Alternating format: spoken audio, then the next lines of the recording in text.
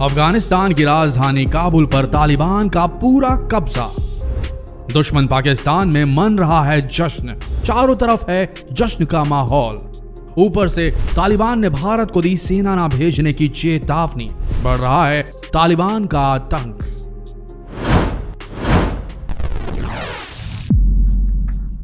आखिर ये तालिबान है क्या और ये इतना मजबूत कैसे बन गया? कौन है इसके असली आका? कौन देता है तालिबान को फंडिंग? कितना फंड है तालिबान के पास? और पाकिस्तान तालिबान की जीत का जश्न क्यों मना रहा है? आज हम आपके लिए लेकर आए हैं तालिबान के बारे में वो इनसाइड स्टोरी जो आपके दिमाग को हिला कर रख देगी। कैसे दो देशों की लड़ाई में एक तीसरे देश को बलि का बकरा बना दिया गया। तो बने रहिए हमारे साथ इस वीडियो के अंत तक। तालिबान की पूरी कहानी को समझना है तो कोल्ड वॉर के दौर में वापस लौटना होगा, जब अमेरिका और सोवियत रूस की आपसी लड़ाई में अफगानिस्तान को निशाना बनाया गया था। यह कहना गलत नहीं होगा कि तालिबान के जन्म में सबसे बड़ा हाथ अमेरिका का है। तालिबान का उभार अफगानिस्तान से रूसी सैनिकों की वापसी के बाद 1990 के दशक में हुआ, जब अफगानिस्तान अपने चरम पर पहुंचा। शुरुआत उत्तरी पाकिस्तान से हुई, जहां पर अफगानिस्तान का जन्म क्षेत्र माना जाता है, जिसे पश्तो भाषा में तालिबान का मतलब होता है छात्र, स्टूडेंट। कितनी विडंबना है। तालिबान एक ऐसा शब्द है जिसका अर्थ होता है छात्र, एक स्टूडेंट, और उनसे कैसे काम कराए जा रहे हैं ये सोचकर ही दिल खट्टा हो जाता है। खासतौर पर ऐसे छात्र जिन्हें कट्टर इस्लामिक सुन्नी तालीम दी गई हो, उन्हें तालिबान कहा जाता है। और पाकिस्तान के मदरसों में कई मजहबी संस्थाओं की मदद से इनकी बुनियाद खड़ी की गई। सऊदी अरब ने भी तालिबान को खड़ा करने में पूरी मदद की, क्योंकि वो भी अफगानिस्तान में शरिया कानून लागू करने का समर्थक था। तालिबान ने शुरुआती दौर में यह ऐलान किया कि उसका मकसद अफगानिस्तान में विदेशी शासन खत्म करके वहां शरिया कानून लागू करना है और इस्लामिक राज्य स्थापित करना है। तालिबान ने उस वक्त अफगानिस्तान के राष्ट्रपति रहे बुरहानुद्दीन रब्बानी को सत्ता से बेदखल कर दिया था। रब्बानी सोवियत सैनिकों के अतिक्रमण का विरोध करने वाले अफगान मुजाहिदीन के संस्थापक सदस्यों में थे। वर्ष 1998 तक करीब 90% अफगानिस्तान पर तालिबान का नियंत्रण हो गया था। सोवियत सैनिकों के जाने के बाद अफगानिस्तान के आम लोग मुजाहिदीन की ज्यादतियों और आपसी संघर्ष से आहत हो चुके थे। इसलिए पहले पहल तालिबान का स्वागत किया गया। करप्शन पर कंट्रोल, अराजकता की स्थिति में सुधार, सड़कों का निर्माण और अपने कब्जे वाले इलाके में व्यापार और अन्य सुविधाओं पर किए गए कामों के चलते शुरुआत में तालिबान को मसीहा माना जाने लगा वहां के लोगों द्वारा। लेकिन फिर ताकत बढ़ने के साथ ही तालिबान ने अपना असली रंग दिखाना शुरू कर दिया। वो कहावत तो आपको याद ही होगी, power corrupts and absolute power corrupts absolutely. ऐसा ही कुछ हुआ तालिबान के साथ भी। और अफगानिस्तान में कट्टर इस्लामिक कानून लागू कर दिए गए। सजा देने के इस्लामिक तौर तरीकों को लागू कर दिया गया। इसमें हत्या और व्यभिचार के दोषियों को सार्वजनिक तौर पर फांसी देना, चोरी के मामले में दोषियों के हाथ पैर काट देना, ऐसी सजाएं शामिल थी। अफगानिस्तान में पुरुषों के लिए दाढ़ी और महिलाओं के लिए पूरे शरीर को ढकने वाले बुर्के का इस्तेमाल अनिवार्य कर दिया गया था। तालिबान ने टेलीविजन, संगीत और सिनेमा पर पाबंदी लगा दी और 10 साल और उससे अधिक उम्र की लड़कियों के स्कूल जाने पर रोक लगा दी। सब कुछ ठीक था, पर यहाँ यह गलत थे। बच्चियों को पढ़ने से रोकना बेहद गलत बात थी, वो भी 10 साल की। 10 साल से ऊपर वाली लड़कियों को स्कूल जाने से अगर कोई देश रोकेगा तो अपने आप अपने देश के 50% आबादी को आगे बढ़ने से रोक देगा। शुरुआती दौर में अमेरिका ने भी तालिबान का समर्थन किया था। जैसा कि हर बार गलती करते आता है अमेरिका, शुरू में समर्थन, बाद में विरोध और गतिरोध, और उसके बाद में पूरी तरीके से वहां पर केओस की स्थिति उत्पन्न कर देता है। ऐसा इराक में किया, ऐसे अफगानिस्तान में किया। अमेरिका का यही काम है और यही रवैया ये अपनाता है भारत पाकिस्तान के बीच भी। अब शुरुआती दौर में तो अमेरिका ने तालिबान का भी समर्थन किया था, क्योंकि वो वहां रूस के प्रभाव को खत्म करना चाहता था। तो आप जरा गौर से समझिए, अमेरिका के विचार को समझिए। भारत पाकिस्तान के बीच भी चीन हावी ना हो जाए उस इलाके में, इसीलिए अमेरिका कभी कभी भारत का साथ देता है, कभी कभी पाकिस्तान का साथ देता है। तो बड़े चालबाज हैं वो रे। अब क्योंकि अफगानिस्तान में उन दिनों रूस के प्रभाव को खत्म करना था, इसीलिए अमेरिका ने तालिबान का समर्थन किया। यहां तक कि अमेरिका ने तालिबान को हथियार भी मुहैया कराए। बाद में वही हथियार उसके खिलाफ 9/11 के हमले में इस्तेमाल किए गए अमेरिका के खिलाफ। आप समझ रहे हैं हम किस वाकये की बात करें, किस किस्से की बात कर रहे हैं। पछतावा तो जरूर हुआ होगा अमेरिका को कि उसने खुद अपने हाथों आतंकवादी खड़े किए, क्योंकि उसकी लगाए आंख की लपटों में वो खुद भी गिर गया जब अलकायदा सरगना ओसामा बिन लादेन ने 11 सितंबर 2001 को अमेरिका में आतंकी हमले की योजना बनाई। तब तालिबान ने उसे पनाह दे रखी थी ओसामा को।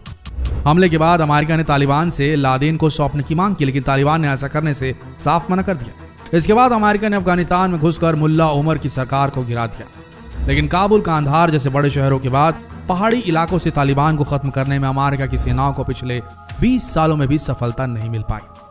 पाकिस्तान से सटे इलाकों में पाकिस्तान के सपोर्ट से लगातार तालिबान अपने आप को मजबूत करता रहा और अमेरिकी सेना की वापसी के साथ ही तालिबान फिर से सर उठाकर खौफ का नाम बनकर उभर रहा है।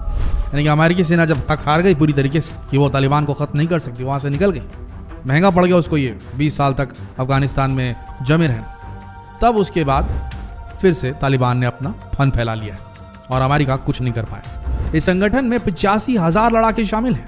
तालिबान में अफगानिस्तान का कितना हिस्सा पूरी तरह से उनके हाथ में ये कहना अभी मुश्किल है, लेकिन करीब 20 साल तक जंग के बाद अमेरिका जैसी महाशक्ति ने भी अपने हाथ खड़े कर लिए और वहां से भाग खड़े हुए, तो मुमकिन है तालिबान इसे अपनी जीत ही समझेगा। इसीलिए हो सकता है कि वो जब शांत हो जाए सब कुछ तो ताबड़तोड़ हिंसा मचाए, लेकिन अभी बहुत संभल कर कदम रख रहा है तालिबान। उसने ये भी कह दिया है हमें वॉर नहीं चाहिए, आप चुपचाप गद्दी छोड़ दीजिए। और जैसे कि आप सब जानते हैं अफगानिस्तान के राष्ट्रपति ने अपनी गद्दी छोड़ दी है और तालिबान अब अफगानिस्तान पर काबिज है। यह बात तो आप जानते हैं कि पाकिस्तान हमेशा से ही तालिबान का समर्थन करता है। पाकिस्तान दुनिया के उन 3 देशों की लिस्ट में शामिल है जिसने तालिबान सरकार को मान्यता भी दी थी। पाकिस्तान के अलावा सऊदी अरब और संयुक्त अरब अमीरात ने भी तालिबान सरकार को मान्यता दी थी। लेकिन क्या आपको मालूम है कि इनका समर्थन दबे छुपे लफ्जों में और अब तो शायद सामने आकर भी रूस और चीन कर सकते हैं। रूस और चीन तालिबान को अपना समर्थन दे सकते हैं, मान्यता दे सकते हैं। देखिए, तालिबान को अच्छी तरह से समझने के लिए जरूरी है कि हम ये जानें कि ये काम कैसे करता है। तालिबान का सबसे बड़ा नेता था मुल्ला उमर, जो कि ओसामा बिन लादेन का बेहद करीबी था। इसकी एक आंख नहीं थी, लेकिन इतना शातिर और चालाक कि अमेरिका की पूरी फौज को इसने 15 साल तक छकाया था। ढूंढ नहीं पाई थी उसे 15 साल तक अमेरिका की फौज। तालिबान बिल्कुल एक सरकार की तरह काम करता है, उनका अपना प्रधानमंत्री भी होता है। ऐसी खबर है कि इस बार मुल्ला बरादर को उनका नया प्रधानमंत्री चुना गया। इसके अलावा मिलिट्री, इंटेलिजेंस, पॉलिटिकल और इकोनॉमिक्स के साथ अन्य मंत्रालय भी बनाए जा रहे हैं। और इनका अपना चीफ जस्टिस भी होता है जो ये फैसला करता है कि किसको क्या सजा मिलेगी। ये उनका चीफ जस्टिस ही तय करता है। तालिबान को और करीब से समझने के लिए उसके नेताओं को भी जानना होगा। अमेरिका ने तालिबान के आका मुल्ला उमर, मुल्ला अख्तर मंसूर को मार गिराया। अब अफगान तालिबान का नया चीफ हैबतुल्ला अखुंदजादा आतंक का नया चेहरा बनकर उभरा है। ये तालिबान का चीफ जस्टिस भी रह चुका है। अखुंदजादा ने अपने बयान में कहा कि दुश्मनों के साथ आतंक जारी रहेगा, कोई शांति वार्ता नहीं होगी, और इससे ही इनके खूनी इरादों का पता चल जाता है। इसके साथ ही कुछ समय पहले तक पाकिस्तान की जेल में बंद मुल्ला बरादर भी अब पाकिस्तान के इशारों पर आतंक का खेल दिखा रहा है। अमेरिका ने इसके सर पर 1 करोड़ का इनाम भी रखा था और अब ये तालिबान का राजनैतिक प्रमुख है। अब आखिर में ये भी जान लेते हैं कि क्यों केवल 80,000 लड़ाकों वाला तालिबान अफगानिस्तान के 5 से 6 लाख की फौज पर भारी पड़ गया। अफगानिस्तान के पास अपनी सेना है जो तालिबान से काफी बड़ी और अमेरिकियों ने खुद उन्हें ट्रेनिंग दी। इसके अलावा अफगानिस्तान के पास वायु सेना है जो तालिबान पर भारी पड़ सकती है। हालांकि इस दावे के बावजूद कई ऐसे फैक्ट हैं जो जमीनी तौर पर तालिबान को मजबूत साबित करते हैं। तालिबान का मैन पावर सोर्स कबायली इलाकों में बसे कबीले और उनके लड़ाके। इसके अलावा कट्टर धार्मिक संस्थाएं, मदरसे भी उनके विचार को सपोर्ट कर रहे हैं। लेकिन इन सबसे ज्यादा पाकिस्तानी सेना और ISI की सीक्रेट मदद तालिबान के लिए मददगार साबित होती है। साथ ही साथ आपको बता दें, दबे छुपे लफ्जों में रूस अमेरिका के प्रभाव को वहां से खत्म करने के लिए सपोर्ट कर रहा है। चीन भी पाकिस्तान के वाया अफगानिस्तान को सपोर्ट करता है ताकि अमेरिकी दबदबा एशिया में कम हो। अब आप आराम से समझ लीजिए इस बात को, कितने आसानी से अमेरिकी सैनिकों की वापसी के महज 6 महीने के भीतर अफगानिस्तान सरकार का प्रभुत्व पूरी तरीके से खत्म कर दिया तालिबान ने। अब आप समझ लीजिए कि जैसे अमेरिका वहां से निकला, वापस से तालिबान ने फन फैला लिया। वहीं अगर दूसरे देशों की बात करें तो रूस शायद अमेरिका के घटते प्रभाव से बेहद खुश है, लेकिन अगर बात इंडिया की करें तो ये काफी संवेदनशील मुद्दा है। बिल्कुल मुमकिन है कि रूस, चीन, पाकिस्तान, सऊदी अरब हर तरफ से अंडरग्राउंड सोर्सेस फंडिंग तालिबान को मिल रही है। इंटरनेशनल जो सपोर्ट है तो मिल ही रहा है, पर साथ में फंडिंग भी मिल रही है। इस स्थिति में इंडिया को अपना संबंध जो है और जो इन्वेस्टमेंट उसने किया अफगानिस्तान में, उसको देखते हुए बहुत ही न्यूट्रल रवैया अख्तियार करके रखना चाहिए। यह बहुत संवेदनशील मुद्दा है दोस्तों। भारत पिछले 20 सालों में अरबों डॉलर अफगानिस्तान के विकास में निवेश कर चुका है। स्कूल, अस्पताल, बिजली, गैस संयंत्रों समेत कई बड़ी परियोजनाओं पर भारत ने काफी खर्च किया है। तालिबान शासन आने से सब खतरे में पड़ जाएगा। अफगानिस्तान भारत से मदद की आस रखे हुए है और वो ये कहता है कि तुम अफगानिस्तान की जो पुरानी सरकार है उसके पक्ष में अपनी सेना भेजने की गलती नहीं करना। हम नहीं चाहते कि हमारे संबंध भारत से खराब हो, ऐसा तालिबान कहता है। अब इस पर मोदी जी क्या स्टेप लेंगे ये तो आने वाला समय ही बताएगा, लेकिन उनका लिया हुआ स्टेप पूरी तरीके से असर डालेगा भारत के उन 20 अरब डॉलर के निवेश पर। और साथ ही ये बात भी है कि अगर हम पंगा तालिबान से लेते हैं तो हम सब जानते हैं कि आतंकवादी खड़े करने वाला पाकिस्तान तालिबान की मदद से और कट्टर आतंकवादी खड़े कर सकता है और वो फिर से इन्फिल्ट्रेशन करके भारत में कोहराम मचा सकते हैं। तो अब देखना यह है कि मोदी जी क्या स्टेप उठाते हैं, न्यूट्रल रहते हैं या फॉरवर्ड पॉलिसी का इस्तेमाल करते हुए तालिबान के विरुद्ध खड़े होते हैं। ये समय बताएगा।